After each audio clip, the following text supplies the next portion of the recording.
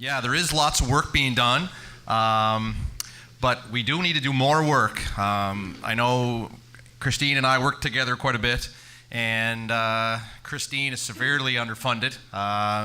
So just keep that in mind that we're trying to do some work, but there also is some challenges because as Bob mentioned this morning for sure, and Christine will mention, there's a lot of tedious research work when you're working with wireworms to get scientifically valid data that can actually be translated out into the field. There's lots of work on the go, but we need to do more to continue to attempt to slay this beast. So we're going to bring Bob back up.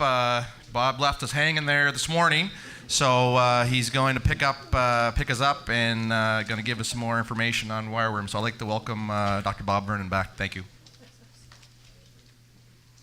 Thanks very much, Brian. I hope I didn't leave you hanging for nothing. We haven't come up with a silver bullet, but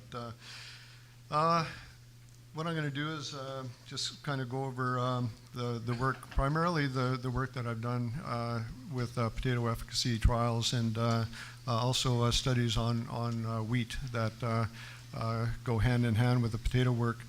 And then I'm going to talk a little bit about what we talked briefly about this morning, possibly in the future looking at controlling adults. So that's the plan. So what stage or stages do we want to target in wireworm control? Do we just want to go after the wireworms, which is what we've been doing, or do we want to go after the click beetles, or do we want to go after both? And in PEI, I think we might be at the stage that we have to start considering going after both stages. So let's start with the wireworms. And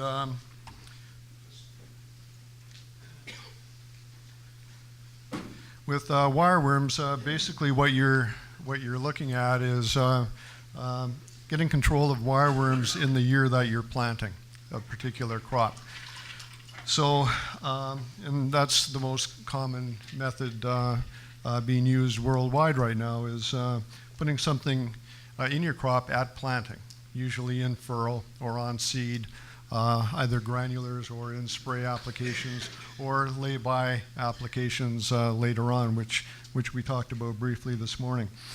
And what these soil amendments are meant to do is to either kill the wireworms outright, or to intoxicate them long enough such that your daughter tubers get harvested while the bugs are still sleeping, or to repel them away from the daughter tuber area.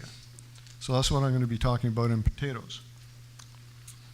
Now, let's just look at where we are relative to the United States in terms of chemicals that we have available for wireworm control. We got Thimet, just like they do in the U.S. Thimet is, as we heard earlier, is due to be abolished in 2015. I'm not sure if we're at the stage right now that we can say we'll have something to replace them for sure, or to replace Thimet for sure, because we need about a year lead-in time to prepare to get Thimet brought into Canada, if I'm not mistaken. And so if we're going to retain Thimet, this has to be a real serious topic of conversation over the next few months. Temic is long gone from Canada, but it's still available in some of the states, I believe. Mocap we've never had here, but it's as good as Thimet, and they've got it in the U.S., and they use it quite commonly in potatoes and other crops. Diphenate was dynamite on potatoes for wireworm control, but it's gone globally. Furidan is pretty much gone from North America, but it would give you some level of wireworm control, but it's gone. Chlorpyrifos we got a minor use for on potatoes for wireworm control in Canada. Unfortunately, there's no MRL for chlorpyrifos because it's not registered on potatoes in the U.S. A lot of the farmers in BC use it because they don't ship south of the border. But here, where you have the processing industry or table grade potatoes often go south of the border, that would be an issue. So it's not used east of the Rocky Mountains. Counter's gone, and Lindane's gone. Lindane was talked about earlier, and I'm going to talk about it further a little bit later on. Counter is still available in parts of the States, and Lindane, of course, is gone pretty much from North America. Now, what's new or newer, the U.S. has fipronil as a wireworm control in potatoes as an in-furrow spray, and it also has bifenthrin as an in-furrow spray in potatoes, which we don't have. What we do have is we got a minor use for one neonicotinoid, Titan, as a potato seed peast treatment, but this is primarily for damage suppression. It does not kill wireworms, and it doesn't appear to work right across Canada. And we don't really know why, but that's a fact. So, granular insecticides, what are the options? Well, there's Thimet. The beauty about Thimet is that it kills everything. It kills wireworms, and it kills the critters that are in your foliage above the ground surface. So it's registered for these uses, but we don't have it in BC. What we do have in or using in BC is chlorpyrifos. Either the pyrifos formulation, or some growers are using Lorsban and getting fairly good control. There's also in-furrow sprays available, such as Actera and Admire. These aren't registered strictly for wireworm control. They're registered for above ground insect control because it's systemic. So wireworms aren't on the label, but you can still use it at planting in furrow. And we also have liquid chlorpyrifos, which gives very, very good control, which I'll show you in a minute. Unfortunately, for the rest of Canada outside of BC, you can't use these, or the farmers opt not to. Bifenthrin, which is registered in the States, is something that we've done a lot of work with, and I'm going to show some of our results with bifenthrin. But what you can do is you can combine some of these liquid neonicotinoids with either Pyrenex or eventually bifenthrin, and then you should be able to get above ground control and below ground control of wireworms, because bifenthrin or chlorpyrifos are not systemic. What else we got? We got seed peast treatments. I mentioned Titan. There's also Actera and Admire that can go on seed. They're not registered for wireworm control, but Titan is as a suppressant. So these insecticides give a little bit of wireworm control in areas outside of BC. In BC, it works very well on its own, but these seed peast treatments can be combined with in-furrow sprays such as chlorpyrifos or bifenthrin.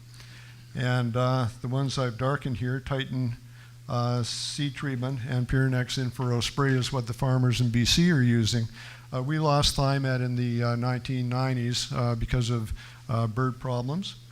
And to replace that, we got Titan registered as well as chlorpyrifos. So that seems to work extremely well for the BC farmers. So we have a number of candidates that we've been evaluating over the years. The chloronicotinoids like Admire, the thionicotinoids, Titan and Cruiser. The pyrethroids shown here, I got bifenthrin in red because it's registered in the US and we're very interested in it here. Capture. The phenylpyrazoles, registered in the US, fipronil. And we've tested virtually everything else, and nothing really seems to give us any impact for wireworm control in potatoes. Now, we've been doing field efficacy work on potatoes for wireworm control for about, well, since the year 2000, and every year since. And we've been doing, AAFC has been running trials across Canada, in BC, Ontario, PEI here with Christine, and in Nova Scotia we did that for a couple of years. And as Shauna mentioned, we had funding in 2012 from the Growing Forward 1 fund, and in a cluster project which we hope to continue in Growing Forward 2. So this is how we do our work. And we do it the same every year so that we have consistent results from one year to the next. We make sure that our field is, typically we'll target a field of pasture, and we'll top kill it, and we'll disc it once it's nice and crispy. We don't plow. We remove whatever clods we can by raking, and some are students, and then we seed by hand. So we do our harvest at 100 and 120 days because some of the varieties get harvested at 100 days and some get harvested later, such as Russet Burbank, for example, gets harvested later. So we like to have 2 harvest periods because some of these insecticides break down after 100 days. And so they get washed and sent to our lady, Leona Arnold, who's been doing my grading now for 11 years. And we do that because we want all of our grading from one year to the next to also be consistent. And she circles each and every wireworm hole that she finds so I can check them out. So typically we'll have 3 active rows that have the treatments in them. And those are flanked by guard rows. And the rows are about 5 meters long. And the middle row, only the middle row gets harvested.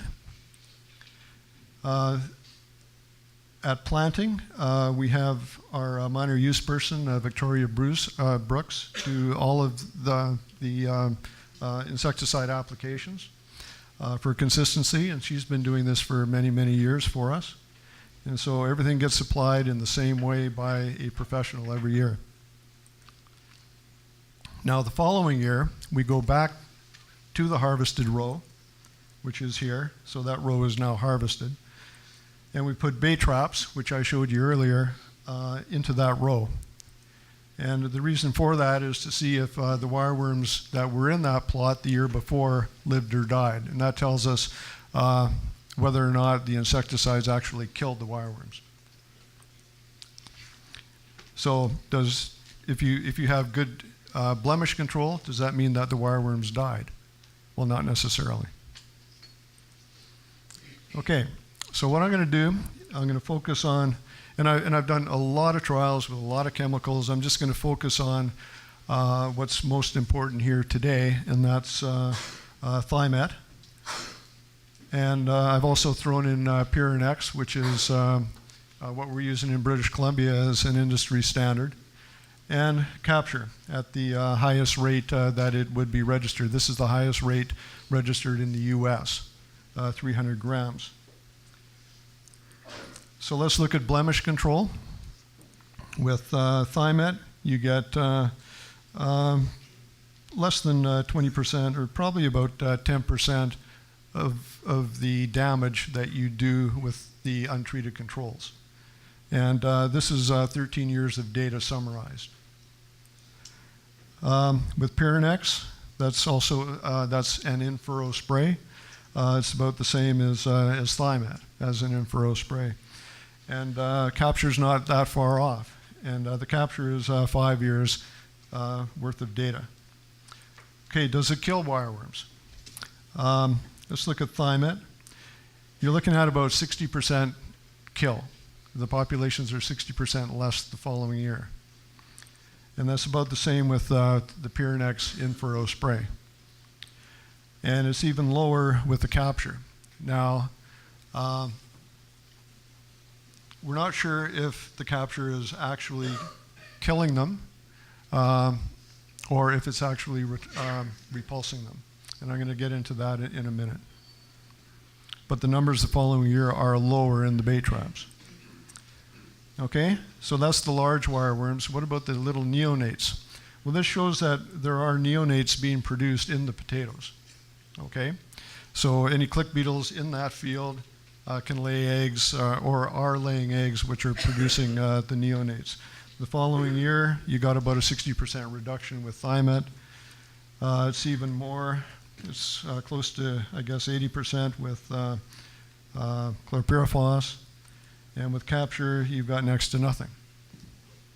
It's looking real good. Okay, what about Thimet versus capture at the high rate and capture at the next lowest rate of 200 grams? This is important because we're going to have to come up with an idea of what sort of rates are going to work for the growing industry. So is that high rate necessary? Well, let's look at blemishes. Probably not. Okay, the 300 and the 200 grams are about equal, and they're almost the same as Thimet in terms of blemish control. And wireworm reduction, once again, 60% in the Thimet. Capture at the higher rate had lower numbers than the 200 rate.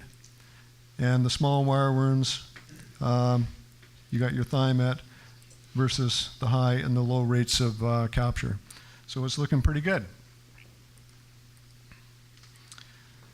Okay, but capture only controls wireworms. It's not systemic, unlike Thimet or the neonics.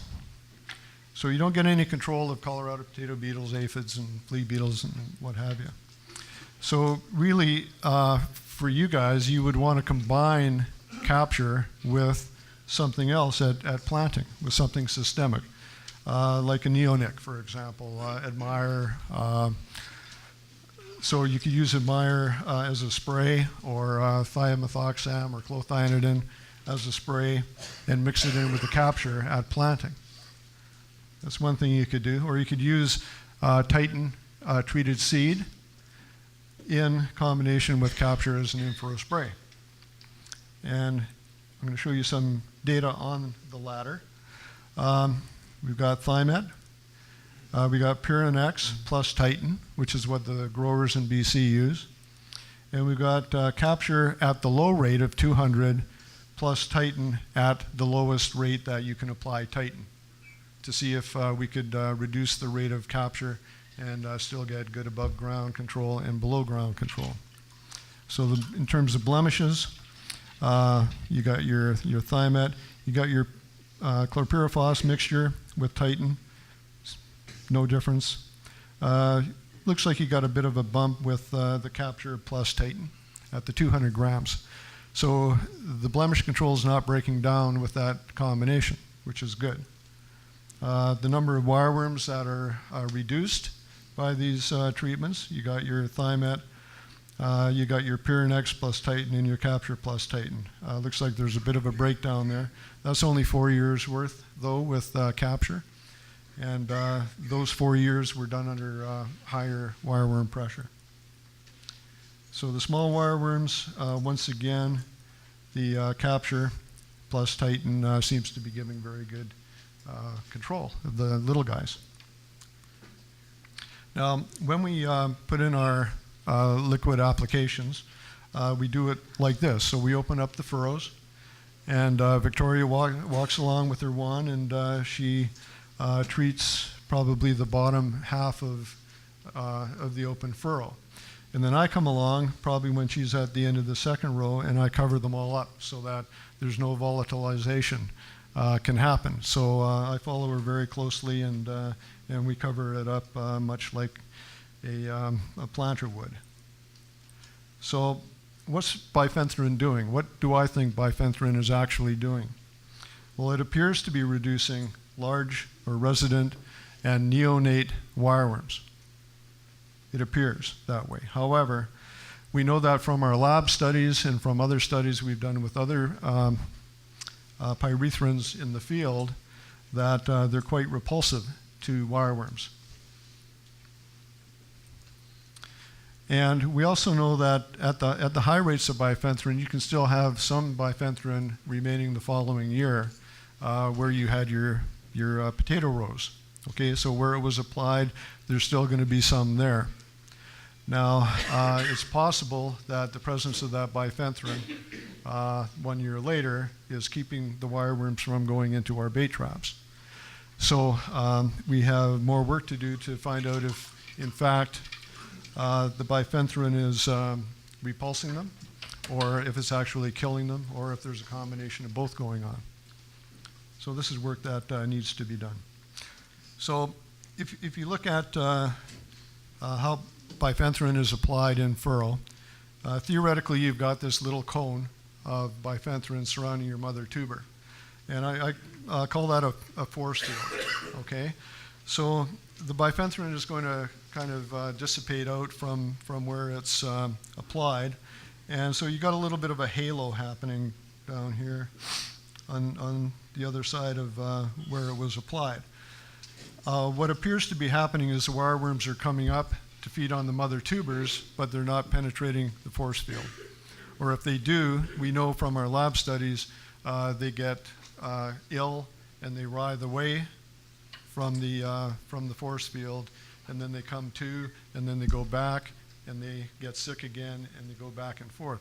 But they don't seem to be able to successfully penetrate the force field.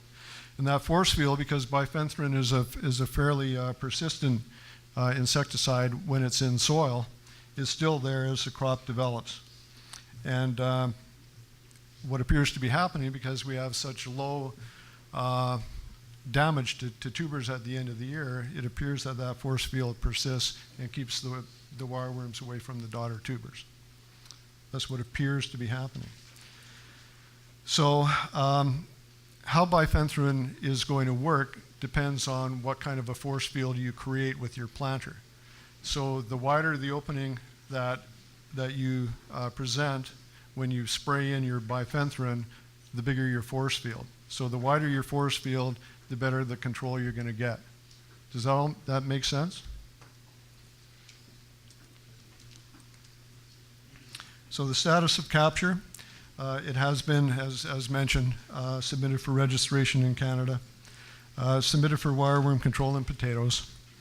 It's pending decision by PMRA, but it may or may not be registered in time for the Thymet 15G deadline of 2015, so we have to get ready for that eventuality. If we don't get capture in time for this growing season, we're going to need Thymet.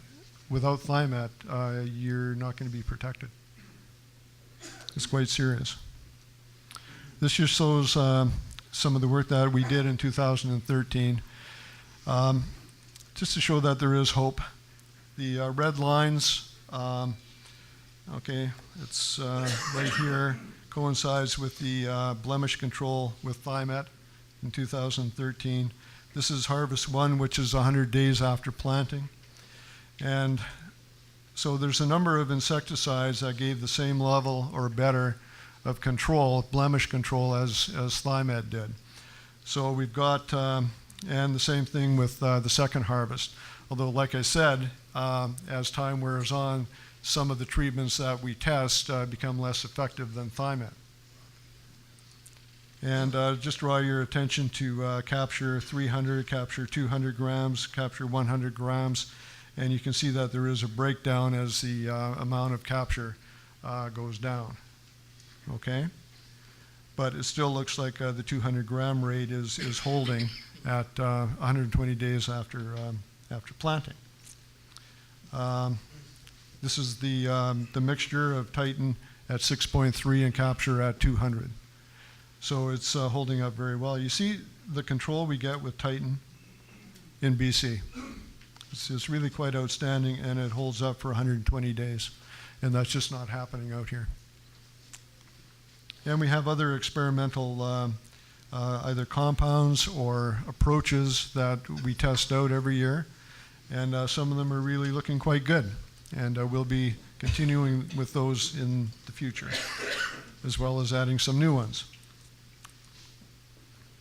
Okay, so this work is going to continue under the Cluster 2 project, which Shauna discussed earlier. And the Cluster 2 project involves wireworm control studies in potatoes, which I just showed you, as well as control in strategic rotational crops in Canada. And so what do I mean by strategic rotational crops? Primarily talking about cereal crops. And why? Well, cereal crops are commonly planted in rotation with potatoes across Canada. And if you have something that you can put on your rotational crop that will kill the wireworms, kill them dead, then you've got a control, basically, that that allows you to plant your cereal crops in rotation with potatoes and beat down the population, if not eliminate it. So this is very important not only for PEI, but also for the rest of Canada, especially in the prairies where the populations are not being controlled or killed. And cereal crops are the crop where most of the egg laying occurs in fields as well. So we do studies in wheat. We've been doing that right from the start because wheat is a very easy crop to work with. You can work with it in the lab over the winter if you have wireworms. So you can do your work not only in the summer in field trials with potatoes or with wheat, but you can also work with it in the winter. It's also a huge crop in Canada, and it's often in rotation with potato. It generally is. Okay, so we do lab studies. We plant treated wheat with different wireworm species in pots like this, and look at whether the wireworms live or die, and look at stand and stand health. We also do a lot of field trials, which I'll show you in a minute. We also, behind the scenes, and Ted mentioned this earlier, but we do a lot of lab studies, lab tox studies, using potter spray towers and so on to evaluate new insecticides to see if they actually kill wireworms and at what doses. And we also do repellency studies using these windows, soil windows, and that tells us whether or not a particular product is actually repulsive to wireworms. And this is how we found out that the pyrethroids were actually repulsive.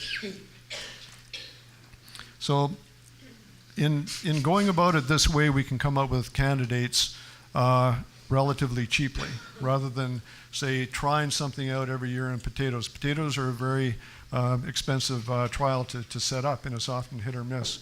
So we can go into our potato trials with strong candidates and test those candidates out in various areas across Canada. So we've been doing wheat field studies since 1996 in Agassiz. And I'm just going to talk about the past real quick. Ted mentioned lindane. This was a seed treatment that a lot of farmers used across Canada on their cereal crops to control wireworms. Now the thought was that lindane would give you 3 or 4 years protection because of its residual activity. That's not necessarily the case, and I'll explain that in a minute. It was the former silver bullet. The farmers could get very good wheat stand protection, and it killed wireworms very effectively, as we've shown in our trials, which I'll show you in a minute. And it gives, according to the farmers, 3 or 4 years protection. But it's now gone since 2004, and it's probably been since 2004 that we've started to see the real buildup of populations in Canada. And this is probably one of the biggest reasons that we have wireworm problems in Canada right now, is because lindane was banned. And the silver bullet is gone. So this is how lindane worked, as we found out in our lab and field trials. You put lindane on your wheat seed. The seed produces carbon dioxide. The wireworms move in. They feed on the wheat seed. And if they're not repelled by lindane, which some species actually are, they'll die. So they feed and die within a month or so. And in our work over about 7 years, we found that about 70% of the resident wireworms that come up to feed will actually die with the lindane treatment. So the wireworms are dead or dying while the crop establishes itself. And at that time, the click beetles start to march into your cereal crop to lay their eggs. So they come in, they lay their eggs, and now you've got these little neonates. Well, the beauty of lindane is that lindane was persistent enough to actually kill the neonates. So about maybe 2 months after planting, there's still enough lindane there to take out the neonate wireworms. And we found in our trials that it'll kill greater than 85% of the neonates. So that's how it works. So because of this, because it wipes them out virtually in 1 year, you don't really have any problems for the next 3 to 4 years because it takes the population that long to reinfest the fields. So the farmers were probably accurate that it gives 3 or 4 years control, but inaccurate to say that the residues were persisting for 3 or 4 years. That's not the case. So why control for 3 years? Well, it takes most of them out in the first year. Then you can get into your other rotations, whatever you want. There's hardly any wireworms left in that field at that time. You might get some new egg laying happening. So in year 3, you might have a few neonates happening, but they're too small to harm your crop. The 4th year, you might be back into wheat. And so you can use lindane again at that time, which is what the farmers did, which is why it wasn't a problem on the prairies. And there's other farmers as well across Canada would use lindane as a cereal crop treatment. So our goal is to find a replacement for lindane that does what lindane did, which is protects protects wheat or barley or any cereal crop from damage, and kills most of the resident wireworms and kills most of the neonates. Okay? And that's what we've been looking at for the last 10 years. So we prepare our wheat field trials the same way that we prepare our potato trials, and quite often we have our wheat trials right beside our potato trials. So we get rid of all the organic matter in the field. We have this little stamp that we put down, and there's little grooves that we put each and every wheat seed that we're testing with various chemicals on it. Takes forever.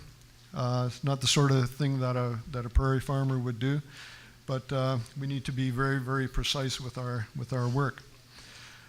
We do weekly counts to see if we get stand protection. We do core sampling to extract wireworms that have assembled at the wheat to see if they're living, dying, moribund, writhing, or whatever. And then we do a harvest. And the following year, we come back to those plots and we put bait traps in like we did with potatoes. And that tells us, and we extract, of course, the neonates and the resident wireworms. The neonates that were formed during the wheat trial, and the residents that were there at the start of that trial. So we extract those, and that tells us whether or not a good wheat stand means that you've actually killed the wireworms or not. So what have we found? I'm not going to show you a lot of reams and reams of data. I'm just going to say that we've tested virtually everything. Everything that's come down the pipe, we tested them either in the lab or in the field. And this has been done over many, many years. There's been a lot of products come our way. And none actually kill wireworms at proposed field rates except for fipronil. And fipronil actually kills them at extremely low rates, which is what makes it so attractive to me anyway. And it's a very interesting molecule. You can apply a very, very low dose to a wireworm. It'll be fine. It'll continue feeding for about 200 days and then drop dead, which is fine. If it drops dead during the winter time, then you don't have them the following year.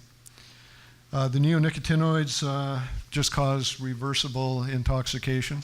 So they get knocked out when they feed on the wheat, but they wake up and the wheat is already established. The pyrethroids, same thing. They're actually repulsed during the time that the crop becomes established. So the crop can establish itself. The wireworms can go in and feed on the roots later on, but they're not killed. But, okay, some mixtures of chemicals that we've been testing, and Ted alluded to the use of mixtures of chemicals a little bit earlier, but some of these are absolutely dynamite. And for example, we've tested thiamethoxam on wheat. It gives great wheat protection, but no wireworm kill.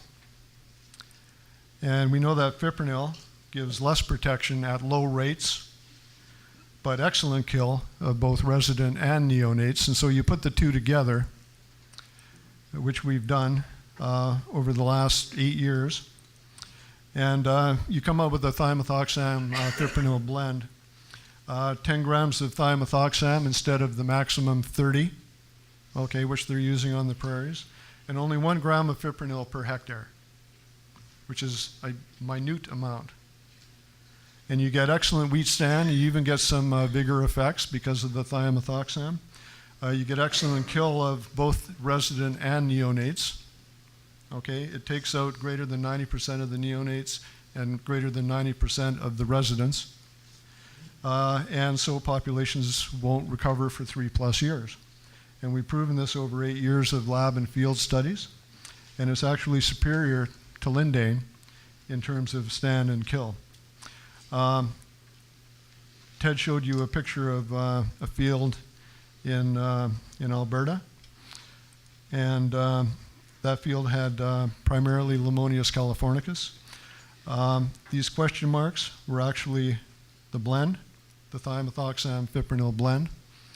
These are the only stands standing. And we had very little damage. The kill of the resident wireworms was greater than 95% in that year. All of the other treatments were wiped out, including the registered products, imidacloprid and thiamethoxam, at the highest rates of 30 grams active per 100 kilograms of seed. And also, there was no wireworm kill with any of these other products. So I think we're on the right track. So how can we use such blends on cereals to control wireworms? Well, we can control them in spring wheat. And it would give us greater than 90% reduction of residents and neonates in spring wheat. We can also control wireworms in fall-seeded cereals because the residents come up to feed in the fall. So we can take out greater than 90% of the residents with a fall-seeded crop. And it's even more effective than lindane. So what I showed you earlier for lindane in terms of the 3+ year of control also applies to these blends. We can also use cereal crops as companion plantings. And I've done a lot of work with lindane as a companion crop with strawberries.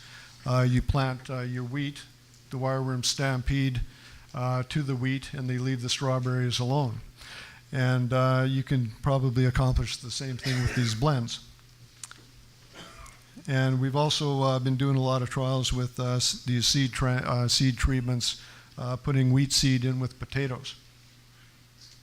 And we get, at least in BC anyway, very good control, almost as good control as Thimet by doing this. So what if we don't get fipronil for Canada? What then?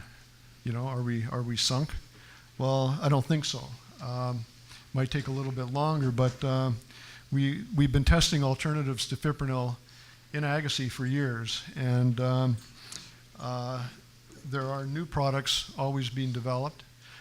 We know that the first multinational that comes up with an insecticide that actually kills wireworms will win. Okay? So whoever comes up with something that is a chlorine channel blocker, that is what you need to kill a wireworm. Whoever develops pesticides along that line are going to do very well. And treatments with fipronil-like properties, and we're looking at some of these, could be used in place of fipronil in the blended seed treatment model discussed. So you could blend these new molecules with something like thiamethoxam at low rates. And this will be the focus of our wheat seed treatment work over the next 5 years. Okay, let's leave the wireworms alone and talk about click beetles. I wasn't really going to talk about this here, but I decided, I guess a couple of weeks ago, that things are different here, and maybe we have to come up with or put more emphasis on controlling click beetles. So if you control click beetles, basically you're controlling egg laying. So if you can get rid of the click beetles when they emerge, before they can lay eggs, then you don't have eggs and you don't have neonates that year. But you've still got resident wireworms in the soil. Like I said, it's a pay it forward strategy. So killing the clicks doesn't kill the wireworms that you already have. And you might need to do this in a field that's heavily infested for 3 to 4 years in order to get rid of all of the clutches of eggs laid 1 year after the next.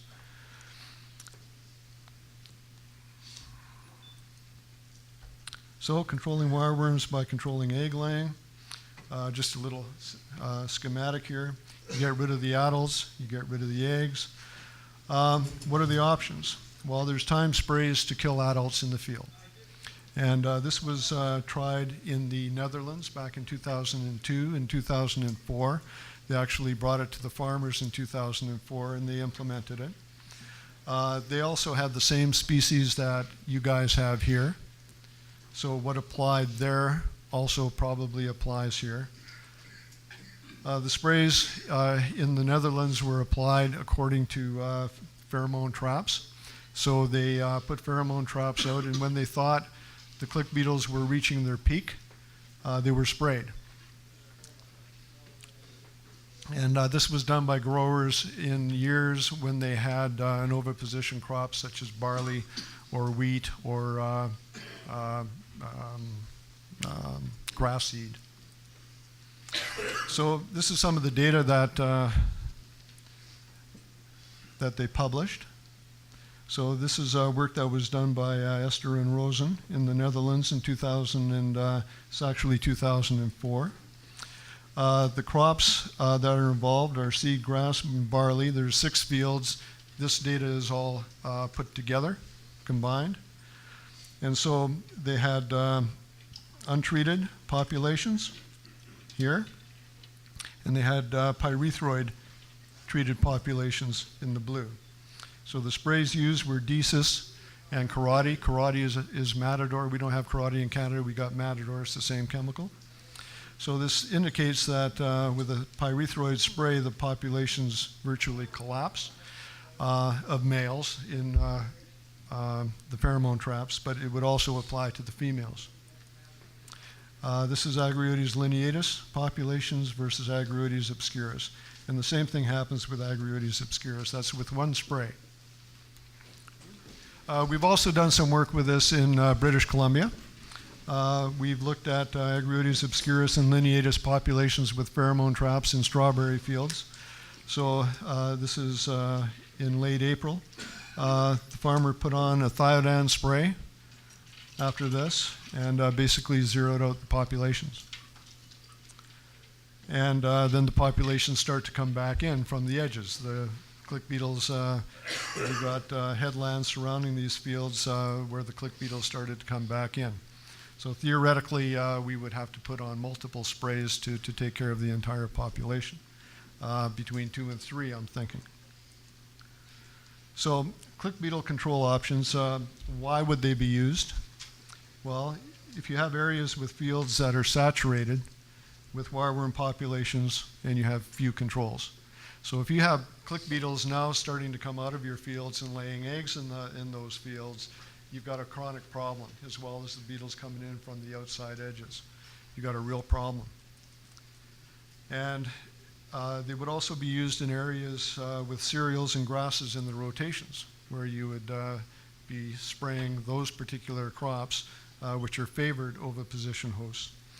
And you would also do it in areas where wireworm control in your valued crops, such as potatoes, is escalating. And I think we can see PEI written all over this. So this may be a future option. Okay, we can't do it this year.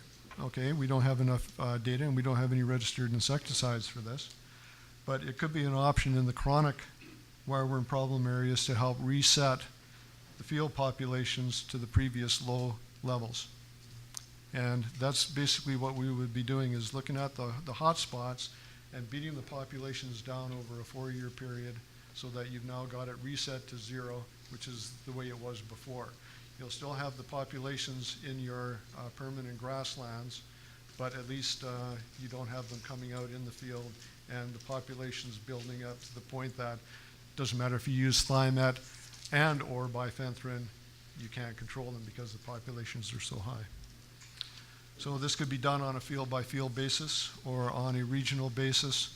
So if this is a field that's a chronic problem, you could put pheromone traps in that field. You could time your first spray. So after they first start coming out, 15 days later, you put on your first spray. There's my trap there. You've got pheromone traps for 3 European species. The naturally occurring species would probably also follow similar trends and also be controlled. So you put your first spray on, and with a synthetic pyrethroid or whatever, but we need registrations. We need click beetles on the labels of something like Matador, and then you monitor for reinvasion. Okay, so the merits and the potential problems associated with this option in PEI are currently being considered, and I've been talking to people while I'm here, and we'll probably be talking about this tomorrow with the Wireworm group. And but we've already started some research in Agassiz, and Christine has been doing some spray trials as well with various chemicals. But Todd Kabaluk is looking at biocontrols, and I'm looking at some of the insecticide options for killing the clicks. For example, this is work done by Todd Kabaluk. He had click beetles released into arenas of grass, and he applied Matador at the registered rate and basically zeroed out the population relative to the control. So it looks like it's got some merit. We just have to see how long these sprays are going to last and how many applications we have to apply to zero out the egg laying. And that's part of the project for this year. Thank you.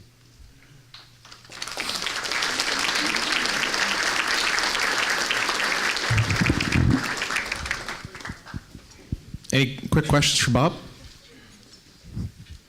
For me, it was a bit of a roller coaster of a presentation. We were up with possibilities, then we were down, and then we had the chocolate cake put out in front of us there with fipronil, and then it was taken away. Yes, my question is, although PEI is quite a problem, it's variable from area to area, and I'm in an area where there's relatively low levels of wireworm, but we are finding a few wireworms in pretty well all our fields. Now, I see your strategies are sort of based around high levels, and I guess I was just wondering if there's some really good suggestions for us keeping them more at bay in the low-level areas. Can you repeat the last, the punchline there? Yeah, like to keep them at bay or keep them from becoming a big problem in the areas where they're presently not a big problem, but they are present. Well, are you in that particular area? Yes. Are you using Thimet as a prophylactic? No, we're not using Thimet, and the amount of damage that we're seeing this year is low enough that although we're finding some wireworms when we go sampling, I don't think we'll try using Thimet next year because the level of damage we're finding in our tubers is very, very low. Okay. But still, I see we're poised for a problem, and I just wonder if we could be a little proactive. If it seemed that your recommendations were more based on high levels and real problems, but just wondering what might work well in our situation. Probably crop rotation, and I would keep on top of things with baiting, using bait balls. I would strongly recommend to any grower that doesn't really have a big problem yet, but you can see it coming, okay, down the highway, that you might want to start putting bait balls in your field and start looking for them and follow the rules that I I set out earlier for bait balling. Make sure you have a bare area. So the only thing they go to is the bait ball at the right time when temperature is above 10 in the spring, and start looking for them. Just to get a feel for, okay, this year I only had a couple in my bait ball. Next year you might go in there and there might be 10 or 15. Then you've got a problem. So just be proactive. There's nothing magical I can tell you to keep them at bay, because there's nothing that will kill them. You can reduce the amount of egg laying with the rotational strategies that we talked about earlier. But if you've got cereal crops in your field, in your rotation, then and you're starting to see wireworm damage, a population can grow, if it's present in a cereal field, it can grow by about 200x 3 years down, or in the next couple of years, because the click beetles lay 200 eggs each. So the population can literally explode right in your face if you're not on top of it. So if you're concerned about it, then you might start to consider different rotations. But you can sort that out with the field reps and the provincial people, what might be best. Okay, thank you. How does brown mustard help with the wireworm? Does it help control it any, or? Well, the mustards traditionally aren't favored foods for wireworms. You don't see wireworms or click beetles selecting mustards for egg laying, typically. So would that be good for a rotation? That would be a good crop for rotation. It would probably reduce egg laying from beetles coming in from the edges. Okay, if you've got beetles coming out from the middle of the field and that's all they've got around them, then they may very well lay eggs. But if you can get rid of that mustard in August, and I'm not sure if I'm encroaching on what you're going to be talking about, but if you can get rid of those the mustard crop in August, that's when the neonates are formed. And so if you can get rid of it somehow and disc it up or whatever, then that'll kill a lot of the neonate population. So mustards are a good rotational crop, although they're not 100%. You can't. We just don't know enough about how much egg laying actually happens in mustard, but it's sure as heck going to be less than in cereal crops. So right now we don't have any wireworm. Would we suggest using that now and then in our rotation? Yeah, I would. There'll be more information in the next two presentations on mustard, so stay with us. Mary Kay, do you have a question? I have a quick question while I'm trying to get through over there, Bob. But do you think, you've laid fipronil out, and do you think with your current knowledge of the chemistries that you're looking at and PMRA registration process, is it possible for any product to get through the registration system that will actually kill wireworms? I know that's a huge question, but is the tox issue so much of a problem to get it through the registration? There's really nothing in the pipeline right now that I can say will be registered within the next 5 years.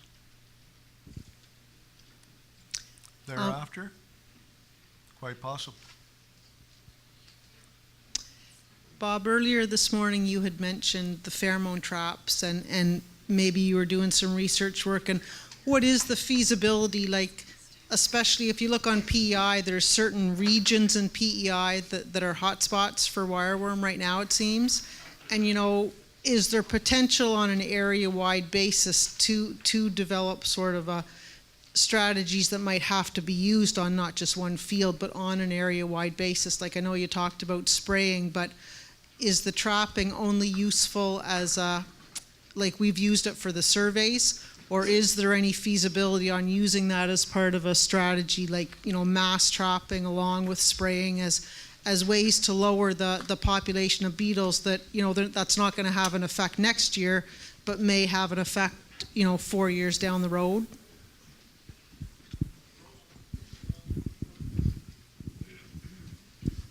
Yeah, kind of what I had in mind was that if you had areas that were chronically infested with wireworms, and if you wanted to use some more aggressive methods to beat down the populations, you could do it on an area-wide basis, and that's probably the best thing to do. So what I've shown here is you've got basically, this is very simplistic, but you've got your potato year, and you've got the first year after potatoes, whatever that crop is, and you've got your second year after, and I've got some suggestions written out for my discussions tomorrow, what those rotational crops might look like. But you wouldn't necessarily have to have pheromone traps in all of the fields. Say you wanted to spray them out. You could select maybe 3 fields in the area that are in yellow. You put your pheromone traps in those fields, and that would indicate when they're coming out and when they're going down, and whether or not the sprays are actually working. So that's one thing that you could do. And also in these areas, we're also working on, and I mentioned this earlier, that we're looking at different ways to control the populations in the areas between the fields. So if we can take them out, the populations out in the field as well as between the fields, then we can get it under control. And it's something that could be done. I'm quite convinced of it. But you have to have everybody online, and you have to have people that would man the pheromone traps, and get the information out to the growers. 2 questions, Bob. First question on the spraying for the click beetles. Is there any of the insecticides out there that would possibly target the eggs at the same time too? Not that I know of. Okay. The eggs are going to be laid fairly, not that deep, but they'll be laid alongside of the, say, cereal crops or whatever crop you're spraying. So they're pretty much out of contact with the insecticides, and I don't know of any of the insecticides that we would use that would actually kill the egg stage. So, okay. But good idea. Second question, on your research on capture that looked pretty exciting, that would possibly be on species that we don't have here, or just wondering how it would do on spit-otter? Well, I'm not sure if Christine's going to be talking about this, but one of my colleagues who's now retired, Jeff Tolman, in London, we actually started working with capture in the year 2000 and 2001, and we both got very similar results with capture. It looked as good as Thymet in those years. So that's with 2 different species in Ontario, and Christine's also getting probably as good control with capture as Thymet in this area with all of your species. So it looks like the force field idea is universal and is repelling just about all of the species that we work with anyway. And that's probably, maybe a third of the species. Okay. Thank you very much, Bob.